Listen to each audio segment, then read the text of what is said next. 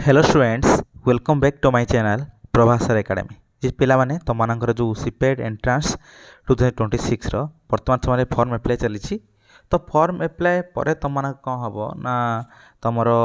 Date बाहर सारी कौन तुम सीपेड पीजी एंट्रांस हम कंडक्ट हम एवं सीपेड पीजी एंट्रांस जो कंडक्ट हम से कौन है ना आमर सिस्टम अच्छी कौन रिजर्वेशन सिस्टम माने कौन तुम जानते कौन ना से सीट से परसेंट सीट कौन अच्छी से परसेंट सीट कौन थी ना तुम रिजर्व हो कौ मानी ना SC ST SC BC PWD आउ कौन ये गोटे एक्स सर्विसमैन तो यही जो रिजर्वेशनटा कहाँपाई रोचे केते कौन परसेंट रोचे ता सहित वेटेज मार्कटा कौन एटा तो रहा रिजर्वेशन संरक्षण व्यवस्था वेटेज मार्कटा कौन आउ कौ माने वेटेज मार्क पाइबे ए सब रिगार्डिंग सब ऑल डिटेल्स कौन हम ना ये वीडियो माध्यम में डिस्कसन करवा आ तुम बहुत किसी नॉलेज ये जना पड़ो मिल सो दैट तुमने कौन कर ना बहुत किसी जिन जापर जे कौन एक्चुअली कौ मानक केते कौन रिजर्वेशन केते कौन परसेंट रिजर्वेशन मिलूँ तो जब वीडियो भल लगे नहीं लाइक करेंगे शेयर करेंगे तुम सब्सक्राइब करेंगे आउ चलते वीडियो कौन करवा ना स्टार्ट करवा पिलामाने तुमर जो सीपेट एंट्रांस देखिपो ये कौन अच्छी ना तुम जो कॉमन प्रोस्पेक्टस अच्छी जो पूरा फुल पीडीएफ देती गवर्नमेंट जो अपलोड कर कौन तुम सबकि इनस्ट्रक्शन गाइडलाइंस ऑल डिटेल्स सबकि जिनस सीपेट बाबद से कॉमन प्रोस्पेक्टस देखिपो अच्छी कौन 5 नंबर सीरियल मेंशन अच्छी कौन देखिपो जे कौन ना तुम रिजर्वेशन सिस्टम मेंशन अच्छी देख तुम स्क्रीन अच्छी दे रिजर्वेशन कौ मान देख अच्छी ना एससी और एसटी पीडब्ल्यूडी जो लिखा है पर्सन विथ डिजाबिलिटीज तापर एक्स सर्विसमैन आउ गोटे कौन सोशियाली एंड एजुकेशन बैकवर्ड क्लास जोटा है एससी बीसी कैटेगरी तो फास्ट स्टार्टिंग करिए आम शेड्यूल कास्ट पाखु देखिपो ये कौन जो मानकर एससी जो मैंने शेड्यूल कास्ट बोली जो मान थी शेड्यूल कास्ट पिला माने कौन हे ना 16.25% रिजर्वेशन पाइबे बा तुम एससी मानक एससी जो कास्ट मानक शेड्यूल कास्ट मानक 16.25 सीट रिजर्व होगी प्रति यूनिवर्सिटी हो प्रति कॉलेज हो बा प्रति डिग्री कॉलेज हो आ प्रति सब्जेक्ट भी बुझीपार कथा धर एग्जांपल दूसरी धर एग्जांपल है कौन ना धर उत्कल यूनिवर्सिटी टोटाल धर सीट अच्छी के ना टोटाल सीट धर अच्छी एग्जांपल 100 गोटे कौड़ार ना धर मैथमेटिक्स टोटाल सीट अच्छी के 100 तो ये 100 तो से कही कौन ना 16.25 सीट कौन हम ना आमर ये रिजर्व हो माने ये ना 16.25 दैट मीन 16 बा 17टा कौन है ना 16.25 माने 17टा पाखापाखि सीट कौन हम गोटे सीट तो डिवाइड कर ना बांट कर ना तो 17टा पाखापाखि सीट कौन हम रिजर्व रही मानी ना तुम एससी मानक शेड्यूल कास्ट मानक बुझीपार कथा कौन धर 100 तो ठीक से भाव में कौन है तुम जी भी सीट थी देला धर गोटे कौन सब्जेक्ट 32टा सीट रोचे कौटी कौन रोचे ना 64टा सीट रोचे कौटी 40टा सीट रोचे तो डिफरेंट सब्जेक्ट रे डिफरेंट सीट रोचे तो से सीट वाइज कौन हम ना एतिकी परसेंट कौन हम ना रिजर्वेशन एतिकीटा सीट रिजर्व हो कौ मानक ना एससी मानक यही गोटे कन्फ्यूजन तुमको दूर कर दूसरी धर एग्जांपल जो देली 100 के धर 16.25टा सीट कौन हो तुम रिजर्व रोचे कौन मान एससी मान धर गोटे ये एससी छुआटे कौन करुच्ची ना धर सी कौन रखुची ना से जदिव एससी थाईपे कि कौन कर धर जेनेल कटअप को कौन कर कटअप ठू अधिका मार्क रखुची जेनेल कटअप्र जी मार्क दरकार से मार्क से रखिदे पार्टी ताले कौन हम तार आउ सिलेक्शन हेनी कौटी तार सिलेक्शन से जदिव एससी कैटेगोरी से एससी कैटेगोरी सिलेक्शन हेनी से कौन हम ना जेनेल कैटेगोरी को पलैब कहीं धर एग्जांपल देखा भल से बुझीपार धर तुम उत्कल यूनिवर्सिटी पॉलिटिकल साइंस रे धर उत्कल यूनिवर्सिटी कौन है पॉलिटिकल साइंस रे कौन है धर जो फास्ट कटअप धर बाहर फास्ट सिलेक्शन कटअप धर कौन है ना जेनेल कटअप नहीं के धर 73 तापर जेनेल तापर तुम आइला कौन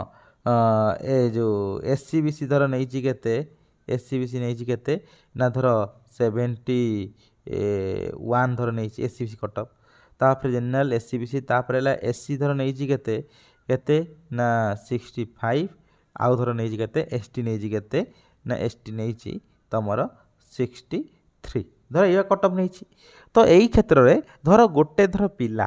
ତୁମେ ଜାଣିଛ କ'ଣ ନା ଏତିକି ପରସେଣ୍ଟ ସିଟ୍ କ'ଣ ହେଲା ରିଜର୍ଭ ହେଇକି ରହିଲା 16.25। ଧର ଗୋଟେ ଛୁଆ କ'ଣ କରିଛି ନା ସିଏ କ'ଣ ରଖିଛି ତାର ପଲିଟିକାଲ ସାଇନ୍ସରେ ରଖିଛି କେତେ ଧର 82 ରଖିଛି ସ୍କୋର, ପଲିଟିକାଲ ସାଇନ୍ସରେ 82 ରଖୁଛି। ଦେଖ ଏବେ 82 ହିସାବରେ ସ୍କୋର ହିସାବରେ ଦେଖ ତାର ସି ସିଲେକ୍ସନ୍ ଅଛି, ସି କ'ଣ ଅଛି ନା ଏସ୍ସି ଧର ଅଛି।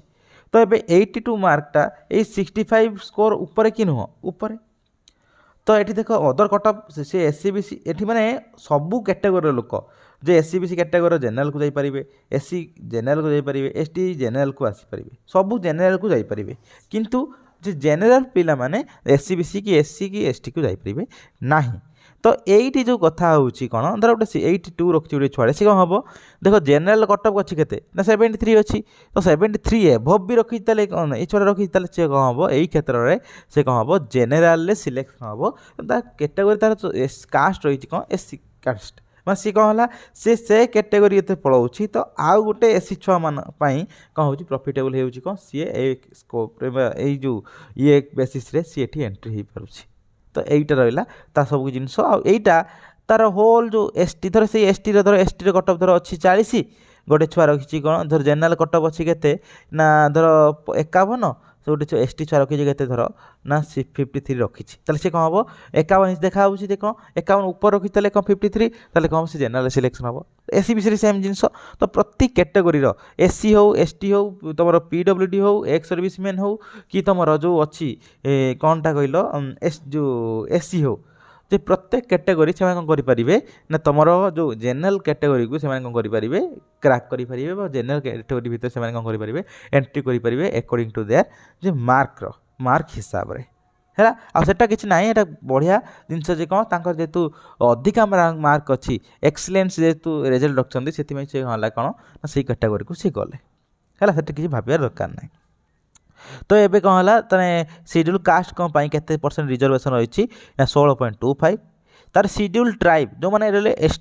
ଏସ୍ଟି ମାନଙ୍କ ପାଇଁ କେତେ ନା 22.5% ରିଜର୍ଭେସନ୍ ରହିଛି ଦେଖ ହେଲା। ତ ଏଇଟା ହେଲା ଇଏ ଜିନିଷ। ଆଉ ଯଦି କ'ଣ ହେଲା ଧର ଗୋଟେ ଜାଗାରେ ଏସ୍ସି ଧର ସିଟ୍ କ'ଣ ଅଛି ନା ଭେକେଣ୍ଟ ଧର ଅଛି, ସେଇ ସିଟ୍ଟା ଚେଞ୍ଜ ହେଇପାରିବନି ଯେ କ'ଣ ଏସ୍ଟି ଛୁଆଙ୍କ ପାଇଁ ଚେଞ୍ଜ ହେଇପାରିବନି, ଏସ୍ସି ସିଟ୍ଟା ଏସ୍ଟି ବା ଏସ୍ଟିଟା ହେଲା କ'ଣ ଏସ୍ସି ପାଇଁ ଚେଞ୍ଜ ହେଇପାରିବ ନାହିଁ। ସିଟ୍ ଭେକେନ୍ସି ସେମାନଙ୍କ ଦୁଇ ଜଣଙ୍କ ଭିତରେ କଦାପି ବି ଇଏ ହେଇପାରିବ ନାହିଁ। ଧର କୌଣସି ସମୟରେ କ'ଣ ହେଲା ନା ଧର ତୁମର ଭେକେନ୍ସି ରହିଯାଉଛି,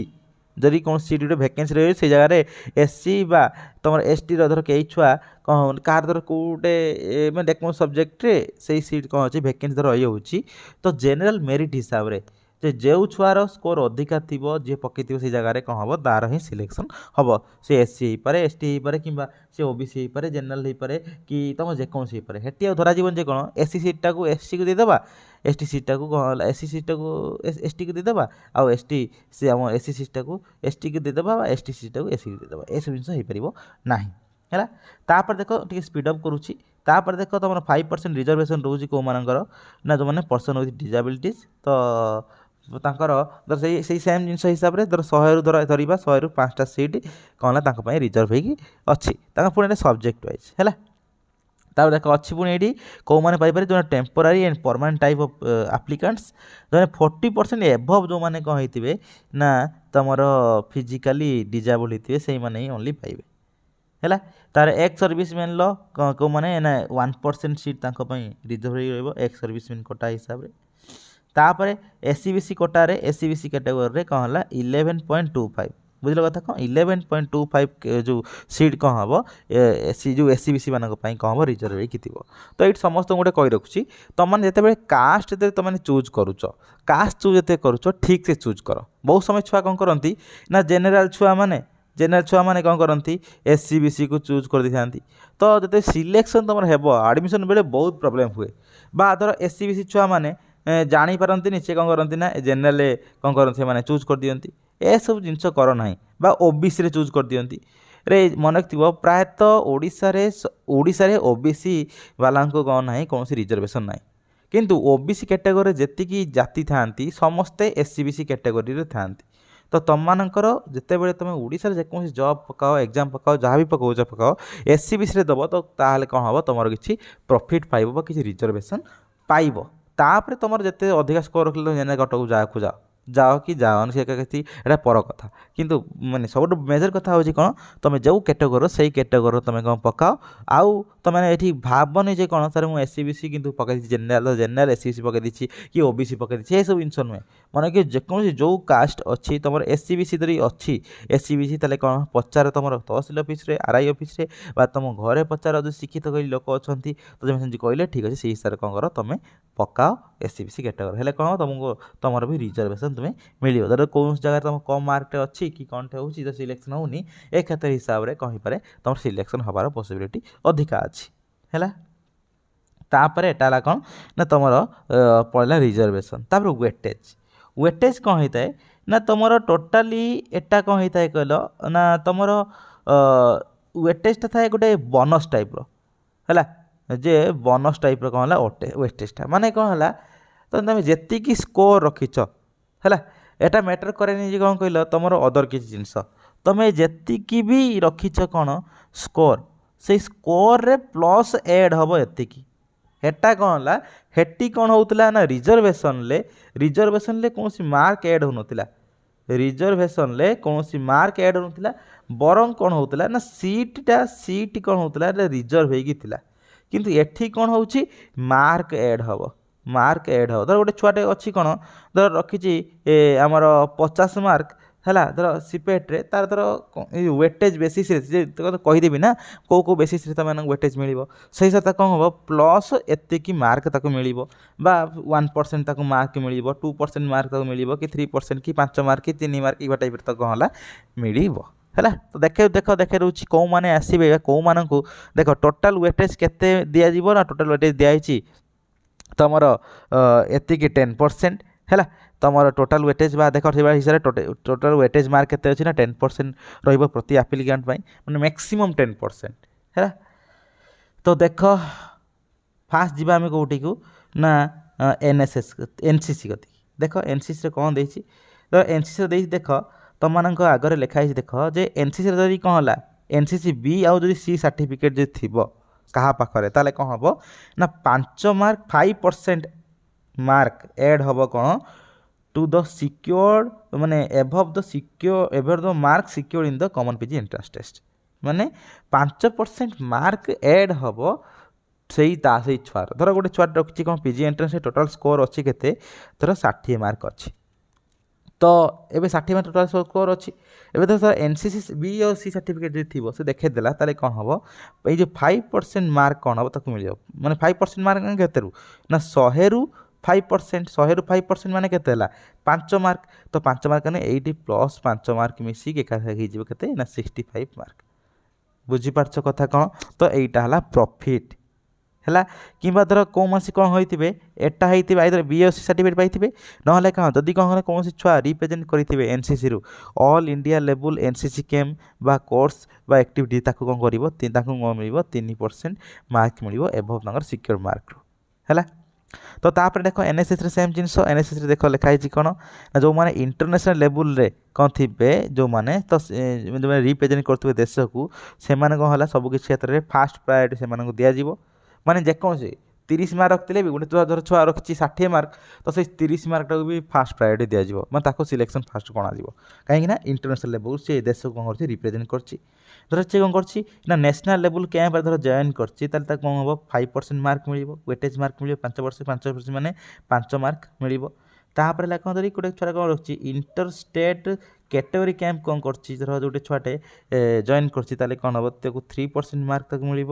आ गए आप्लिकांट जब कौन हम जी बेस्ट वॉलंटियर अवार्ड पाई कौन हम ना 2% मार्क तक मिल 2% माने 2 मार्क तक मिल है टोटाल मार्क तार 2% मार्क मिल तो यहीटा गला एनएसएस छुआ मान आउ कौ माने पाइबे देख रेंजर और रोभर जो माने रेंजर और रोभर जो माने थीबो से माने जदि थिबे ताले कौन हम से भी मार्क मिल देख रेंजर और रोभर जदि थीबो से माने जदि सर्टिफिकेट साइंड होइतिबो का द्वारा प्रेसिडेंट ऑफ इंडिया ताले कौन हम 5% कौन हम मार्क तक मिल है आउ जो माने सर्टिफिकेट साइंड होइतिबो जे कौन गवर्नर बा पेट्रोन बा president of the state association ताले कौन हम 2% ताकू मार्क मिल देख ये लिखाई देख नोट टू बी पॉइंटेड कहीं लिखाई देख certificate for the NCC NSS ranger and rover will be accepted if the applicant has participated or awarded at the level of graduation equivalent to the examination only. तो मैंने plus two रे बा school participate कले हम ना जदि तुम कौन कर ओनली प्लस थ्री रे पार्टिसिपेट कर से ही ओनली कौन हम मिल कौन ना तुम ये प्रायोरिटी बा एति परसेंट वेटेज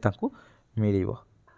है ता सहित आउ कौन देख देख ये स्पोर्ट्स और गेम बेसिस देख अच्छी जो मैंने कौन करेंगे ना स्पोर्ट्स रे कौन करेंगे इंटरनेशनल लेवल को ये से फास्ट प्रायोरिटी दब दिज्व ता मैंने कौन है धर कौन छुआ तो सीपेट एंट्रांस दूसरी धर तार बहुत कम भी मार्क धर अच्छी तो 60 हो 40 हो 30 हो जहाँ भी हो देखी पार्थ पूर्व वर्षर 5 वर्ष है देखिए बहुत सारे छुआ कौन होते रैंक 1 2 जो मैंने कि 3 रे पाखापाखि जो मैंने थे से कौन होते ना टी स्पोर्ट्स कोटा बा तुम ये जो नेशनल स्टेट अवार्ड पाई ये सब जिन इंटरनेशनल खेली तो से है टॉप चांस दिजाए से सब कौन है आगुआ चांस दिजाए कहीं गोटे देश को गोटे नेशन को कौन रिप्रेजेंट करुँच गोटे स्पोर्ट्स से इंटरनेशनल लेवल जो मैंने होती कौन है टॉप प्रायोरिटी दिज्व है नेशनल जो मैंने अच्छे से कौन 10% मार्क से कौन हम मिल माने 10 मार्क से कौन है मिल जो मैंने नेशनल लेवल जो मैंने रिप्रेजेंट कर स्पोर्ट्स बा गेम्स रे आ जो मैंने यूनिवर्सिटी स्पोर्ट्स बा इंटर कॉलेज स्पोर्ट्स कंपटीशन है जो ये करते कौन हम 5% मार्क मिल आ सहित कौन है देख जो मैंने कौन है आ इंटरनेशनल आउ नेशनल स्पोर्ट्स सर्टिफिकेट जो मान थी से कौन है ना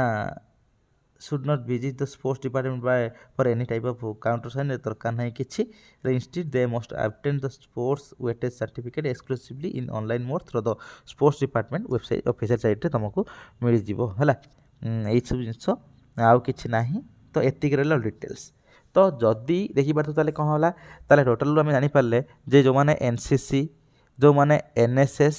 जो माने रेंजर बा रोभर जो माने अछंती जो माने स्पोर्ट्स बा गेम्स रे जो माने ये अच्छी अवार्ड जो माने पाई तो से हम मिल सब कौन ना ये टाइप वेटेज मार्क मिल वेटेज मार्क ये रिजर्वेशन से सीट रही वेटेज मैंने कौन है मार्क मिल है रिजर्वेशन कौन है से मार्क मिले तुम ये भाव जे सर गोटे एससी और एसटी छुआ धर तार एटी सी भी हेटी पाई कौन है रिजर्वेशन भी धर अच्छी कौन है रिजर्वेशन भी अच्छी प्लस तार कौन गोटे वेटेज भी थी से कौन है बोथ को पाइब कारण से देख ये कौन जहाँ लिखाई कौन से बोथ को पाइब ना बोले से कौन है धर सी एससी थे तो एससी रिजर्वेशन पाइब प्लस सी कौन हम ना तुम